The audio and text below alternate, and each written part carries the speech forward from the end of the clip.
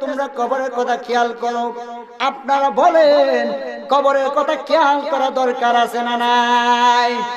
জবান খুলে বলেন আছে না নাই? আমার নবী বললেন যে ব্যক্তি দৈনিক 20 বার মরণের কথা খেয়াল করেন, তাই ওই ব্যক্তিরা যদি ওই দিন মারা যায়, আমার আল্লাহ রাব্বুল আলামিন তাকে শহীদের মর্যাদা দিয়ে দিবেন। আরে বাবা, শহীদের মর্যাদা কেমন জানোনি? ওরে আমার জাজতপুরের বাবারা, শহীদের মর্যাদা গো, এমন মর্যাদা জানিয়া যাও। আমার আল্লাহ রাব্বুল আলামিন বলেন, যারা আমি আল্লাহর রাস্তায় শাহাদাত বরণ করে শহীদ হয়, তারা শুধু কবরের মধ্যে জিন্দা নয়, মাজারের মধ্যে জিন্দা নয়, রওজার মধ্যে জিন্দা নয়, আল-ইহয়াউ ইনদা রাব্বিহিম ইরযাকুন। আমি আল্লাহর পক্ষ থেকে তারা কবরের মধ্যে, মাজারের মধ্যে, রওজার মধ্যে আমি আল্লাহর পক্ষ থেকে জান্নাতে নিযুক্তায় আল্লাহু আকবার বলে।